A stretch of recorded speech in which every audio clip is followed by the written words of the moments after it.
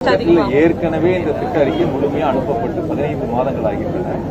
உலக வங்கிகளும் இந்த திட்டம் சம்பந்தமாக அவர்கள் பலமுறை ஆய்வுகளை மேற்கொண்டு இறுதி செய்திருக்கிறார்கள்.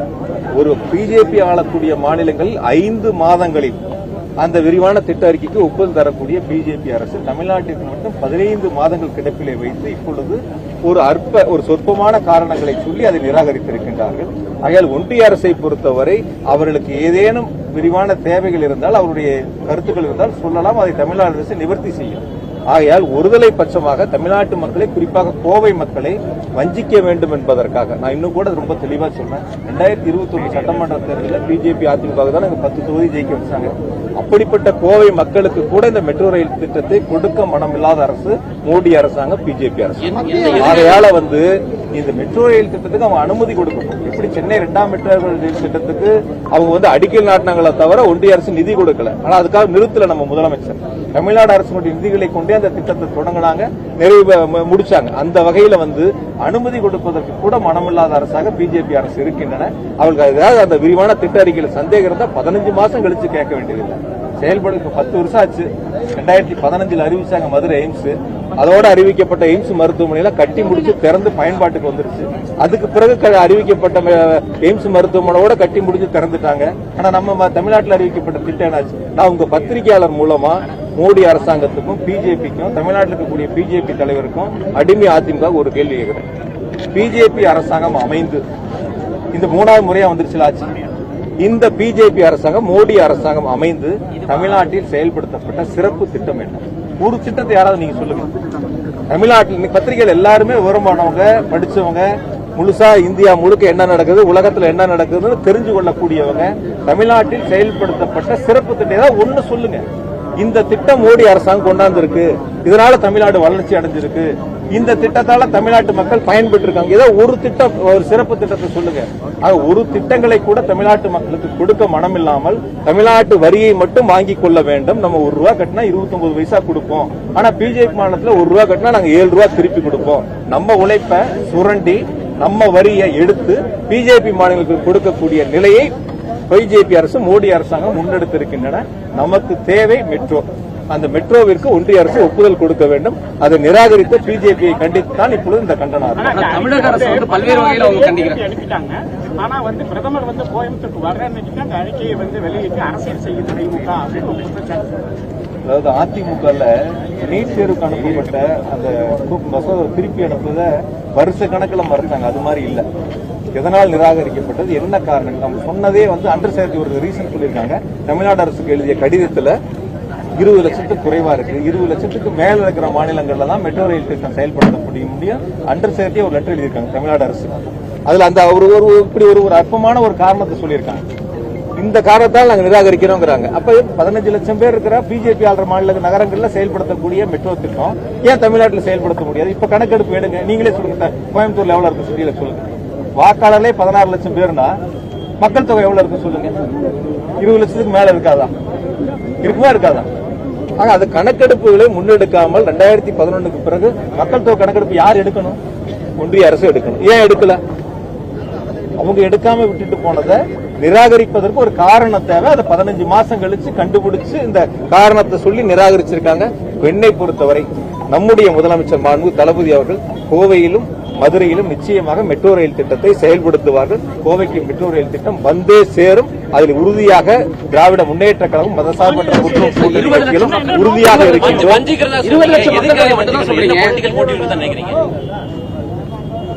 அனுமதி கொடுத்திருக்கலாம்ல. மற்ற மாநிலங்களுக்கு எந்த மாநிலத்தில் நிராகரிச்சிருக்காங்க சொல்லுங்க. இந்தியால எந்த கொடுத்துட்டாங்கல்ல, 5 மாசத்துல கொடுத்தாங்கல்ல. ஆக்ரால 5 மாசத்துல கொடுத்தாங்க. இந்தியாவில் எந்த மாநிலங்களில் மெட்ரோ ரயில் திட்டத்திற்கு அனுப்பப்பட்ட விரிவான திட்ட அறிக்கை நிராகரிக்கப்பட்டிருக்கு தமிழ்நாட்டை தவிர? சொல்லுங்க பாக்கலாம். அதனுடைய நோக்கம் என்ன? அதனுடைய நோக்கம் என்ன? எதனால் நிராகரிக்கிறாங்க? தமிழ்நாடு வளர்ந்து விடக்கூடாது, தமிழ்நாட்டு மக்கள் வளர்ச்சி அடைந்து விடக்கூடாது என்ற குறுகிய மனப்பான்மை தான் பிஜேபி. திருக்குறள் சொன்னா போதுமா? வேட்டி சட்டை கட்டினா போதுமா? தமிழ்ல பேசினா போதுமா? தமிழ் நான் படிக்காம விட்டேன்னு வருத்தப்பட்டா போதுமா? சரி, நேற்று கோவைக்கு என்ன திட்டத்தை சொன்னீங்க? என்ன திட்டத்தை சொன்னீங்க கோவைக்கு? அதாவது மூலப்பொருட்கள் விலைவாசி உயர்வால தொழில் வளர்ச்சி பாதிக்கப்பட்டது. எனக்கு தெரிஞ்சு உலகத்திலேயே உயர்த்தின வரியை குறைச்சதுக்கு ஒரு விழா கொண்டாடுறது பிஜேபி தான். ஜிஎஸ்டி போட்டது அவங்க தான். அதிகமா போட்டதும் அவங்க தான், அதை அவங்க குறைச்சது அவங்க தான். குறைச்சதுக்கு ஒரு விழா எடுக்கிற கட்சினா அது பிஜேபி தான். இப்படிப்பட்ட சூழல்ல தான் இந்திய அரசாங்கம், ஒன்றிய அரசாங்கம் இருக்கு. தமிழ்நாட்டு மக்களை இது புரிந்து வைத்திருக்கின்றார்கள். அதனாலதான் நடந்து முடிந்த நாடாளுமன்ற தேர்தலில் அவங்களுடைய கணக்கு ஜீரோவா இருந்தது. அந்த ஜீரோ தான் சட்டமன்ற தேர்தலில் எதிரொலிக்கும். அவங்களோட கூட்டணி சேர்ந்திருக்கிற அடிமை அதிமுகவும் ஜீரோ என்ற நிலையை தான் எட்டும்.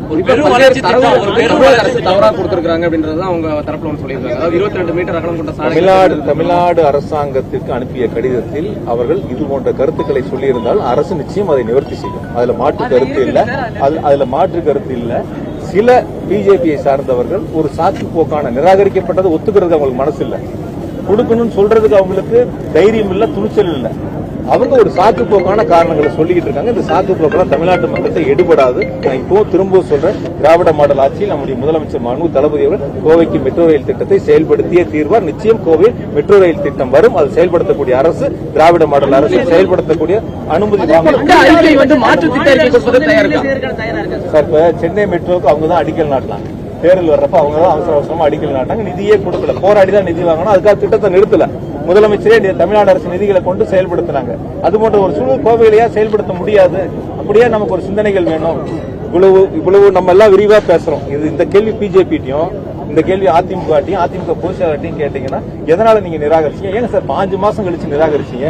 5 மாசத்துல அப்ரூவல் கொடுக்கிற பிஜேபி அரசாங்கத்துக்கு கொடுக்குறீங்க, ஏன் 5 மாசம் கழிச்சு நிராகரிச்சீங்க? கோவை மக்கள் மீது உங்களுக்கு என்ன வெறுப்பு, கசப்பு அப்படின்னு கேட்டு பாருங்க. அவங்க அதுக்கான பதில சொல்லணும்.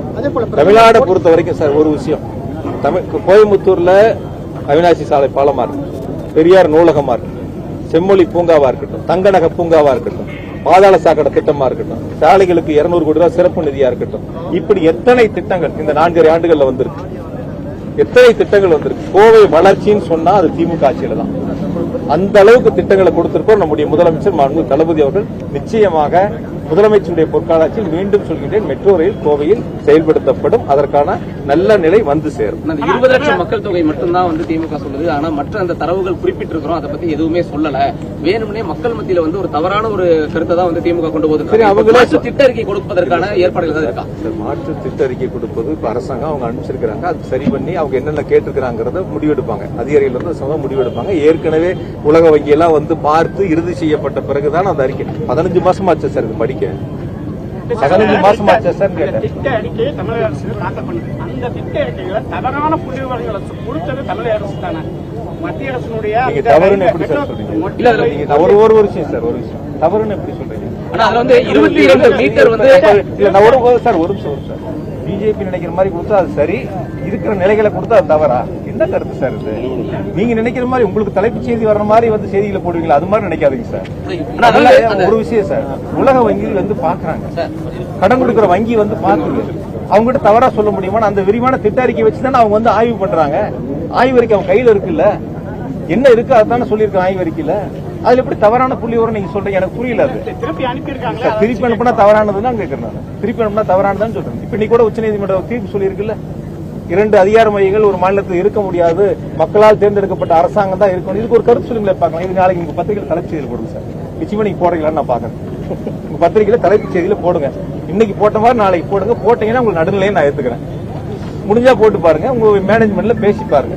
நல்ல ஒரு தீர்ப்பு, இந்தியாவுக்கு வழிகாட்டக்கூடிய ஒரு தீர்ப்பு உச்சநீதிமன்றம் கொடுத்திருக்கு. அது தமிழ்நாடு முதலமைச்சர் முன்னெடுத்து இந்தியாவிற்கே வழிகாட்டக்கூடிய ஒரு தீர்ப்பை பெற்று தந்திருக்கின்றார் அப்படின்னு உங்க இதுல போடுங்க. இன்னைக்கு போட்ட மாதிரி போடுங்க. நிச்சயமா உங்களோட நடுநிலை பத்திரிகை நான் எடுத்துக்கிறேன். அதாவது மக்களுக்கு கருத்து சொல்ல வேண்டிய இடங்களில் தொலைக்காட்சிகளும் பத்திரிகைகளும் இருக்கு. மக்களுக்கான எண்ணங்களை அரசாங்கத்திற்கு சொல்லக்கூடிய இடங்கள்ல இருக்கும். ஆகையால செய்வது எது, என்ன நடந்துகிட்டு இருக்கு, நான் முதல்ல ஒரு கேள்வி கேட்டேன், அதுக்கு அவர் பதிலே சொல்லல. ஏதாவது ஒரு வளர்ச்சி திட்டம், சிறப்பு திட்டத்தை சொல்லுங்கன்னு சொன்னேன், அதுக்கெல்லாம் எதுவும் பதில் சொல்லல. இவ்வளவு வருஷத்துல ஒண்ணுமே செய்யாத அரசாங்கம் நிராகரிக்கப்பட்டதுல யாரோ பிஜேபி தொலைக்காட்சியில விவாதத்துல உட்கார்ந்து பேசக்கூடிய கருத்துக்களை நீங்க ஒரு கேள்வியா முன்னெடுக்கிறீங்க. பரவாயில்ல, இருக்கட்டும். இருந்தாலும் கூட அரசாங்கம், தமிழ்நாடு அரசாங்கம் முதலமைச்சர்கள் நிச்சயமாக கோவையில் மெட்ரோ ரயில் திட்டத்தை செயல்படுத்துவார்கள். அந்த நம்பிக்கை எங்களுக்கு இருக்கிறது, கோவை மக்களுக்கும் இருக்கிறது. நன்றி. போதும், ரொம்ப நேரம் ஆயிடுச்சு.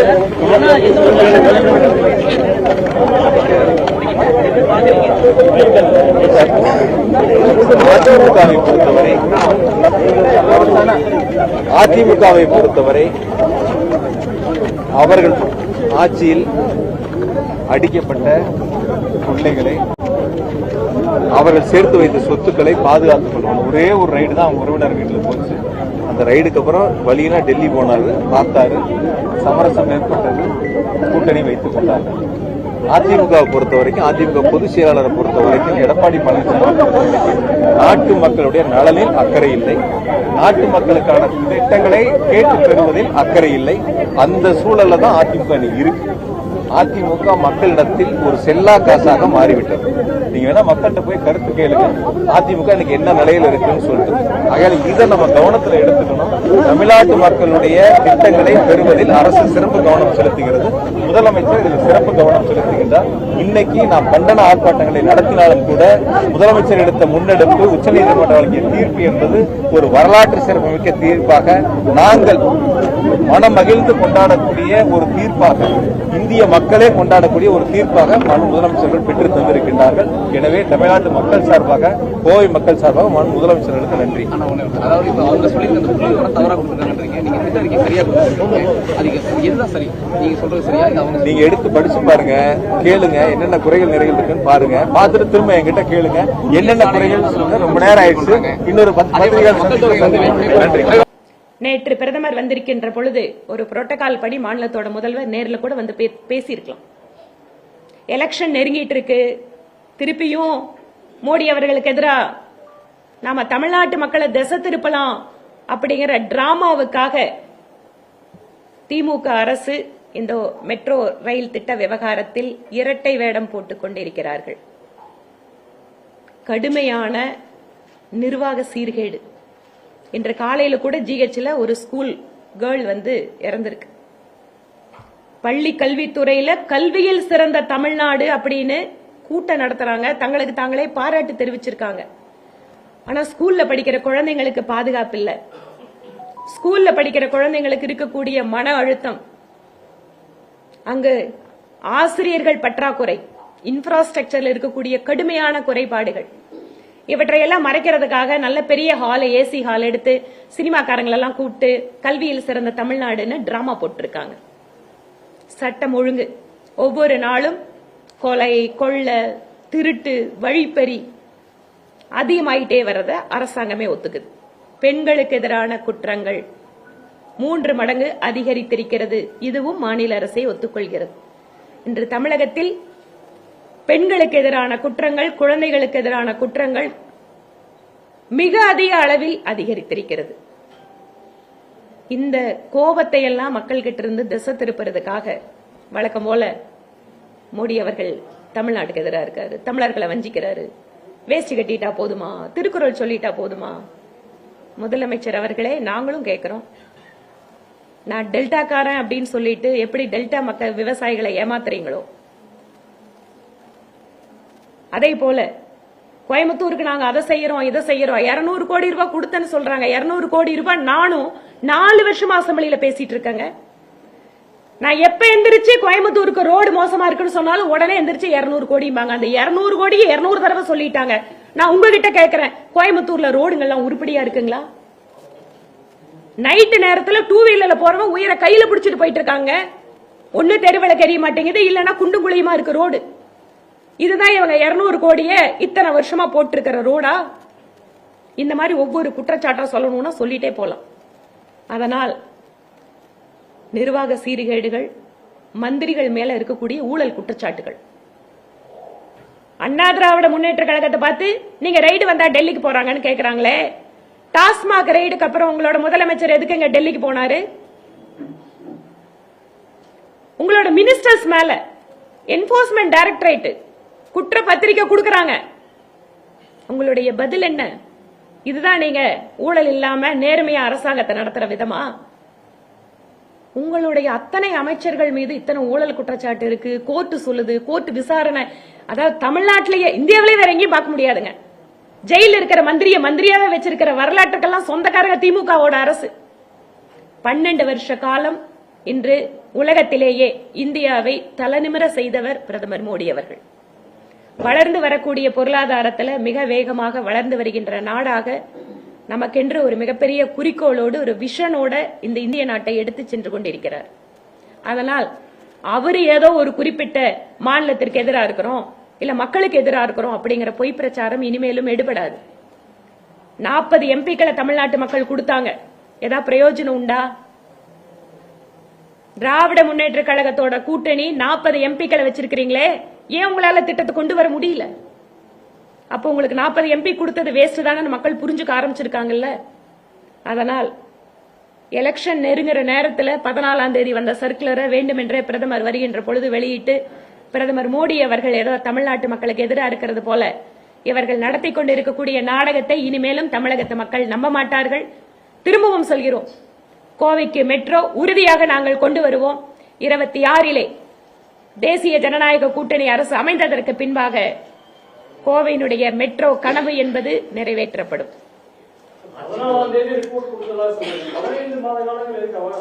எஸ், ஒரு ரிப்போர்ட் அனுப்புறீங்கன்னு சொன்னா அதை ஃபாலோ பண்ணணும். அவங்க அங்க கிட்ட என்ன குறை இருக்கு, ஒரு ஃபைல கொண்டு போய் கொடுக்குறீங்க அப்படின்னு சொன்னா normally any state government official நம்ம பார்ப்போம். அவங்களோட செக்ரட்டரியோட அண்டர் செக்ரட்டரியோட என்னங்க என்ன டாக்குமெண்ட் அதுல டெபிஷியன்சி இருக்கு, இல்ல வேற என்ன உங்களுக்கு வேணும், தாராளமா கேட்கலாம். ஏன் கடந்த பட்ஜெட் கூட்டத்தொடரின் போது நான் சொல்றேன், கடந்த பட்ஜெட் கூட்டத்தொடரின் போது கூட ஒரு ஃபைல் அனுப்பிச்சோன்னா என் வேலை முடிஞ்சதுன்னு யாரும் கை கழுவ முடியாதுங்க. தாராளமா இல்ல, உள்ள நடத்துற என்ன சர்க்குலர் என்னன்னு என்ன தெரியும், கொடுத்திருக்கிற சர்க்குலரைவே லாஸ்ட் பேஜ் எடுத்து வெளியில கொடுக்கறாங்கன்னா அப்ப உள்ள நடந்த என்ன கம்யூனிகேஷன் இருக்குன்னு எனக்கு எப்படிங்க தெரியும்? இன்ஃபேக்ட் நம்மளோட நிதித்துறை அமைச்சர் திரு தங்கம் தென்னரசு அவர்கள் சட்டப்பேரவையில இதை குறிப்பிடுகின்ற பொழுது எனக்கு நான் பேசின ரெக்கார்டு இருக்கு. நான் கேட்கிறேன், உங்களுக்கு மத்திய அரசாங்கத்திலே இதில் இந்த விஷயத்தில் ஏதேனும் உதவி வேண்டும் என்றால் செய்வதற்கு நான் தயாராக இருக்கிறேன். எந்த இடத்துல உங்களுக்கு ஸ்டக் ஆயிருக்குன்னு சொல்லுங்க, நான் ஹெல்ப் பண்றோம் அப்படின்னே நாங்க பேசணும். ஏன் அப்போ உங்களுக்குள்ள இருந்த நடந்த இன்டர் கம்யூனிகேஷன் அப்படிங்கறது எங்களுக்கு அவுட் சைடா தெரியாது. நீங்க வேணா அதை அபிஷியலா வெளியில எடுத்து சொல்ல சொல்லி கேட்கிறோம். இப்ப நான் கேட்கிறேன், சொல்லுங்க இடையில என்ன குறை வந்திருது, என்ன கேட்டிருப்பாங்க. சோ இதெல்லாம் வந்து தமிழ்நாடு கவர்மெண்ட்டுக்கு தான் தெரியும். சில சிட்டியோட ப்ராஜெக்ட் வந்து 5 months எல்லாம் முடிச்சிட்டாங்க, ஆனா இது மட்டும் 15 months எடுத்துட்டாங்கன்னா அது என்ன அப்படிங்கிற கேள்வி. அதுதான் சொல்றேன், இதுக்கு நடுவுல என்ன கம்யூனிகேஷன் அங்கிருந்து வந்துச்சு, இவங்க என்ன கொடுத்திருக்காங்க டீடைல் எங்க கிட்ட இல்ல. அது கவர்மெண்ட் தான் சொல்லணும். எத்தனை குறைய அவங்க கேட்டு அனுப்பிச்சாங்க, எந்தெந்த தேதியில செக்ரட்டரி கம்யூனிகேட் பண்ணிருக்காரு அப்படிங்கறதெல்லாம் அவங்களோட இன்டர்னல் ஃபைல் சர்க்குலர்ஸ் நோட்டிங்ஸ் அதெல்லாம் தெரிஞ்சாதான் நான் பதில் சொல்ல முடியும். 2026 தான் நிறைவேற்றப்படும் அப்படின்னு சொல்லியிருக்கீங்க. அப்படின்னா அடுத்த 4 மாதத்துக்கு அனுமதி கொடுக்க மாட்டோம் அப்படின்னு அனுமதி கொடுக்க மாட்டோம் இல்லைங்க. இன்னைக்கு தேதியில அந்த சர்க்குலர் மிக தெளிவா சொல்லுது.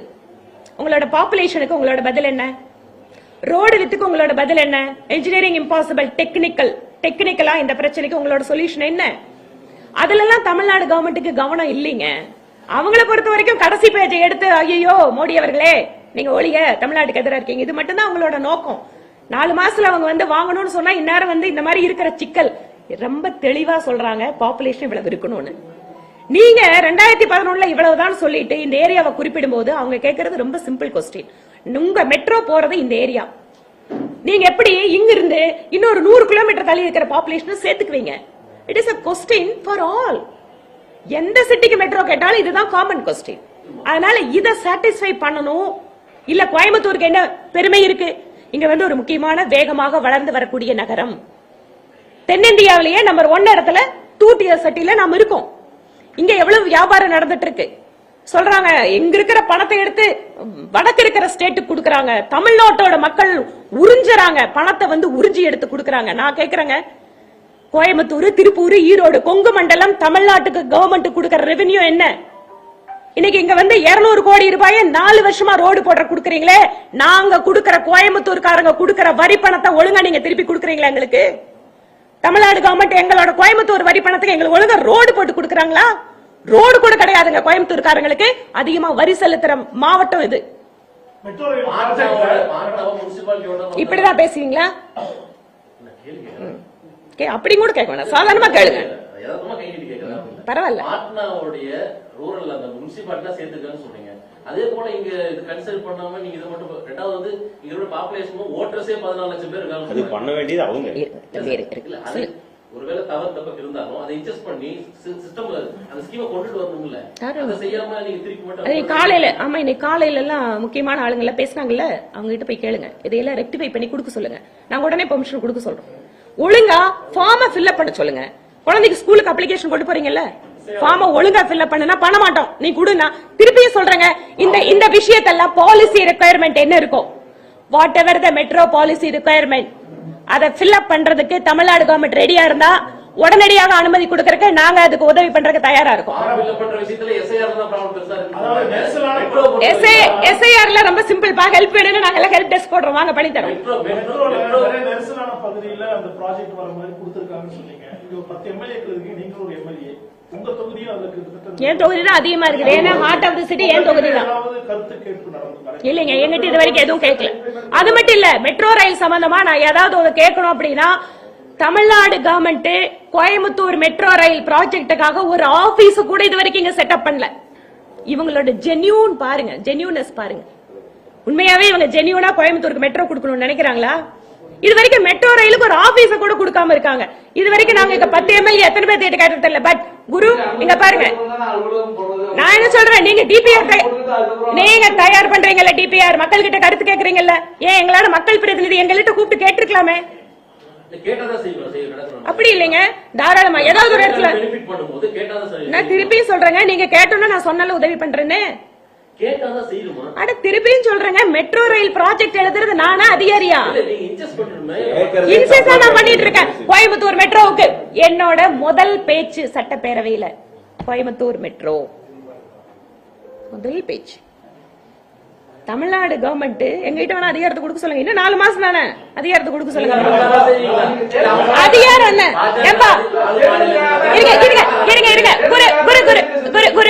வெயிட் அவரோட கேள்விக்கு பதில் சார். என்ன சொல்றீங்க? மாநிலங்கள்ல தான் அந்த பெனிஃபிட்ஸ் நடக்குன்னு சொல்லி ஒரு குற்றச்சாட்டு இருக்கும்போது எங்க ஆட்சி வந்ததுக்கு அப்புறம் செய்வோம்னா ஆட்சி வந்தா தான் செய்வீங்களா அப்படி ஒரு கேள்வி இருக்கு. இப்போ இந்த டிபிஆர் ரெடி பண்ணி ஸ்டேட் கவர்மெண்ட் தான் கொடுக்கணும் இல்லையா? எம்எல்ஏ கொடுக்கலான்னு ஏதாவது சட்டம் இருக்கா? எம்பி கொடுக்கலாம் ஏதாவது சட்டம் இருக்கா? இல்ல இல்ல, ஸ்டேட் கவர்மெண்ட் தானே கொடுக்கணும். அப்ப அவங்க தானே கொடுக்கணும். சொல்லுங்க குரு. தேர்தலுக்காக தான் 15 மாத காலம் தாமதப்படுத்திருக்காங்க, புரிஞ்சுக்கலாமா? அறிக்கை கொடுத்து 15 மாசம் கழிச்சுதான் அந்த கொரியா வந்திருக்கு. அதுக்கப்புறம் இந்த தேர்தலை மையப்படுத்தி தான் காலதாமதப்படுத்தப்பட்டது அப்படின்னு புரிஞ்சுக்க முடியுமா? இல்ல, தேர்தலுக்கு அதுக்கும் இதுக்கு என்ன சம்பந்தம் இருக்கு? 2026 அப்புறம் பாத்துக்கலாம். 2026 அப்புறம் ஒழுங்கான டிபிஆர் தயாரிக்கிறதுக்கான வாய்ப்பு எங்களுக்கு கிடைக்கும்னு சொல்றேன். பிஜேபி கூட்டணிக்கு கிடைச்சிருக்கு. இப்ப இந்த மாதிரி சூழ்நிலையில கோவையை மீண்டும் தக்க வைக்கணும், அவங்க வரணுங்கிறதுக்காக நிறைய ப்ராஜெக்ட்ஸ் பண்ணிட்டு இருக்காங்க. லேண்ட் அக்விசிஷன், ஏர்போர்ட்டுக்கு நிறைய நிதி ஒதுக்கீடு பண்ணி கொடுத்துருக்காங்க ஸ்டேட் கவர்மெண்ட். அது போக செம்மொழி பூங்கா, அது நிறைய திட்டங்கள் கோவையை அதிகம் கான்சன்ட்ரேட் பண்ணி பண்ணிட்டு இருக்காங்க. இத்தகைய சூழ்நிலையில நீங்க சொன்ன ஒரு குற்றச்சாட்டு, அவங்க மெட்ரோ வரக்கூடாதுன்னு நினைக்கி அவங்க ஒரு சைட்ல கோவை 10 தொகுதிய முக்கியமா கான்சன்ட்ரேட் பண்ணி முதல்வரே கவனம் செலுத்துறாருன்னு சொல்லி வேலை செய்யறாங்க. அந்த மாதிரி நேரத்துல நீங்க இந்த மாதிரி மெட்ரோக்கு அவங்க எதிர்ப்பு டோட்டலா போய் வரக்கூடாதுங்கிற நிலைப்பாடு இருக்காங்க. எந்த பேஸ்ல ஏன் சொல்றேன்னா, திமுகவோட கவர்மெண்ட் ஸ்டேட் கவர்மெண்டோட டொமைன்ல இருக்கிறதெல்லாம் ஒரு சிலது இருக்கு. உதாரணத்துக்கு செம்மொழி பூங்கா நிலம் யாருகிட்ட இருக்கு? தமிழ்நாடு கவர்மெண்ட் கிட்ட இருக்கு. ஃபண்ட் ஒதுக்குறீங்க, பூங்கா பண்றீங்க, முழுசா கிரெடிட் நீங்க எடுத்துக்கலாம். மெட்ரோ கொண்டு வந்துட்டா எங்காவது சென்ட்ரல் கவர்மெண்ட் மெட்ரோன்னு சொல்லிரும்ல. ஒண்ணு. ரெண்டாவது, எதுடா வாய்ப்பு கிடைக்கும்? தேர்தல் வேற நெருங்கிடுச்சு, மோடி திட்டினா தானே இங்க நம்ம அரசியல் பண்ண முடியும். அதனால இது ஒரு வாய்ப்பு. அதான் அரசியல். மேடம், 4 மாசம் 5 மாசமா இருக்கு தேர்தலுக்கு. அப்படிங்கிற போது இந்த மெட்ரோ நிராகரிக்கப்பட்டது நீங்க சரியான ஆவணங்கள் இல்லைன்னு சொல்லி மத்திய அரசு நிராகரிக்க சொல்றீங்க. மாநில அரசு கொடுக்கலன்னு இது மக்களுக்கு நீங்க எப்படி எடுத்துட்டு போவீங்க? மக்கள் கிட்ட நீங்க உங்களை எல்லாம் மீடியாக்காரங்களை ஏன் நான் பாக்குறேன், நீங்க எல்லாம் ஒழுங்கா கொண்டு போய் எடிட் பண்ணாம கட் பண்ணாம கொண்டு போய் சேர்த்துவீங்கன்னு தான் உங்ககிட்ட சொல்றோம். எதிர்கொள்ளும். இன்னும் வரக்கூடிய காலத்துல இந்த மெட்ரோ ரயில்ல இரட்டை வேடம் போடும் திமுக அரசை, அவங்களோட இந்த வேஷத்தை மக்களிடம் கொண்டு செல்கின்ற வகையிலே எங்களுடைய தேசிய ஜனநாயக கூட்டணியில் இருக்கின்ற அத்தனை கட்சிகளும் இணைந்து பல்வேறு அரசியல் நகர்வுகளை முன்னெடுக்க இருக்கிறோம். அதையெல்லாம் கட்சி தலைவர்கள் அந்த நேரத்தில் அறிவிப்பாங்க.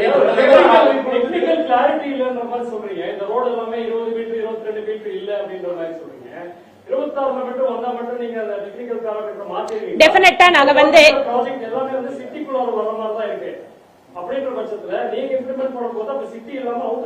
டெஃபினட்டா நாங்க இருக்கக்கூடிய இந்த டெக்னிக்கல் சேலஞ்சஸ் எல்லாத்தையுமே தகுந்த எக்ஸ்பர்ட்டுகளை வச்சு நாங்க இதை எப்படி அதை கொண்டு வர முடியுமோ அதுக்கான முயற்சிகளை பண்ணுவோம். இல்ல இடிக்கிறோமா, எவ்வளவு இடிக்கிறோம், இல்ல எவ்வளவு குறைச்சு மக்களுக்கு இல்லீங்க. முதல்ல ஃபர்ஸ்ட் எங்களுக்கான அந்த வாய்ப்பு வரட்டும். எந்த அளவுக்கு பெருமளவு மக்களுக்கு பாதிப்பில்லாமல் இந்த திட்டத்தை நிறைவேற்ற முடியுமோ அதை நாங்க எடுத்துக்குவோம். ஏன்னா எங்க கிட்ட நிறைவேற்றணுங்கிற ஒரு எண்ணம் இருக்கு, லட்சியம் இருக்கு, அதுல உண்மைத்தன்மை இருக்கு. இந்த மக்களுக்கு செஞ்சாகணும் அப்படிங்கிற அந்த பொறுப்புணர்வோட நான் சொல்றேன். என்னென்னவெல்லாம் வாய்ப்புகள் இருக்கோ, எந்த அளவுக்கு இந்த திட்டத்தை நம்ம வாங்கிட்டு வர முடியுமோ அதுக்கு தகுந்த மாதிரி நாங்க இதை எடுத்துட்டு வருவோம். முற்போக்கு கூட்டமைப்பு சார்பில் பிரதமருக்கு எதிராக போராடக்கூடாது, அனுமதிக்கக்கூடாது நீங்க புகார் மனு கொடுத்திருக்கீங்க.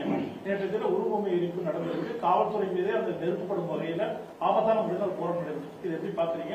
எந்த மாதிரி சட்டப்பூர்வ நடவடிக்கை? அதாவது ஒரு ஒரு ஒரு பிரதமர் வருகின்ற நேரத்தில் மாநில அரசு சட்டம் ஒழுங்கு கையில வைத்திருக்கக்கூடிய மாநில அரசு தகுந்த பாதுகாப்பு ஏற்பாடுகளை செய்யணும். அதற்கான வழிமுறைகள் எல்லாம் இருக்கு. ஆனாலும் கூட ஒரு மாநில அரசு தீவிரமான மத்திய அரசுக்கு எதிரான ஒரு மனநிலையை கொண்டிருக்கின்ற பொழுது, வாய்ப்பு கிடைக்கின்ற போதெல்லாம் இம்மாதிரியான அமைப்புகளை தட்டி கொடுத்து கொஞ்சம் பண்ணுங்கப்பான்னு சொல்றது, அவங்களுக்கு ஆதரவு கொடுக்கறது, இதெல்லாம் மறைமுகமா செய்யற வேலை. எங்க பேர்ல இருக்காத நான் வேற பேர்ல பண்ணிக்கோங்க. இந்த டிராமா எல்லாம் எங்களுக்கும் அரசியல் இருக்கிறவங்களுக்கு தெரியுங்க. நேத்திக்கு பிரைம் மினிஸ்டர் மோடி நீங்க பாத்தீங்க, எடப்பாடி பழனிசாமி பார்த்தாங்க. கோவை மெட்ரோ பத்தி எதனா பேசுனீங்களா? கோவைக்கு மெட்ரோ மட்டும் இல்லைங்க, இன்னும் நிறைய விஷயம் பேசிருக்கேன். பேசுனீங்களா? என்ன பேசுனீங்க? சொன்னாருங்க. எந்த விஷயத்தை எந்த நேரத்துல சொல்லணுமோ அந்த நேரத்துல சொல்லணும். நான் தான் சொல்ல மெட்ரோ மட்டும் இல்லைங்க, இன்னும் நிறைய விஷயத்தை பேசியிருக்கோம். 2026 தேசிய ஜனநாயக கூட்டணி பதவியேற்றன கோயம்புத்தூரோட மெட்ரோ அறிவிப்பு இருக்கும். இருங்க தம்பி ரொம்ப கூலா பேசுங்கப்பா. கூல மோகன் கூல் சொல்லுப்பா, பொறுமையா சொல்லு.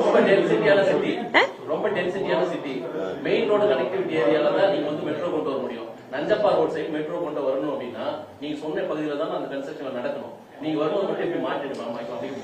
நம்ம வந்து மெட்ரோ ரயிலுக்கு அடுத்த கட்டமாக கருத்து கேட்பு கூட்டம் நடக்கின்ற பொழுது, அப்ப நிச்சயமா நீங்க கேட்டீங்கல்ல, இருங்க தம்பி, அதிகாரம் எங்க கையில இருக்கும். அப்ப நான் என்ன பண்ணுவோம், மீடியாக்காரங்கிட்ட எல்லாம் கருத்து கேளுங்க, உங்ககிட்ட கேட்போம். அப்ப எல்லாம் சொல்லுங்க. நன்றிங்க. அக்கா சொல்லிட்டுமா, இவங்க எம்எல்ஏ அக்கா ஒரு அக்கா எம்எல்ஏ தானே? நீங்க கேட்ட கேள்வி சொல்ல, அக்கா எம்எல்ஏ மக்கள் ஓட்டு போட்டு தானே அக்கா ஜெயிச்சிருக்கிறாங்க. அந்த பகுதியில என்னெல்லாம் டிராபிக் இருக்கும் எல்லாமே விட அரசாங்க அதிகாரியை விட எம்எல்ஏக்கு நல்லா தெரியும். அப்போ டிபிஆர் தயார் பண்ணும்போது இவங்க கிட்ட கேட்டுட்டு எந்த இடத்துல ஃபீசிபிளா இருக்கும், எந்த பாதிக்கக்கூடிய மக்கள் இருக்கிறாங்க தெரிஞ்சு எங்களுக்கு ஒரு உதவி பண்ணுங்கன்னா அவங்க கேட்டிருக்கணும். டிபிஆர் மற்ற இடத்துல எப்படி போடுறாங்க, இங்க எப்படி போடுறாங்க உலகத்துக்கே தெரியும். எனக்கு கேட்கவே இல்லப்பா, எனக்கு யாருமே எதுவுமே இல்ல. நீங்க தானே கூட்டம் நடத்துறோம் கேட்கணும். எப்ப பிரஸ் மீட்டுக்கு இருப்பா, பிரஸ் மீட்டுக்கு நாங்க தானே கூப்பிடணும். போலாம்ப்பா தம்பி. சன் நியூஸ்க்கு இன்னைக்கு ஒண்ணு கிடைக்கலையா? பொறுமையா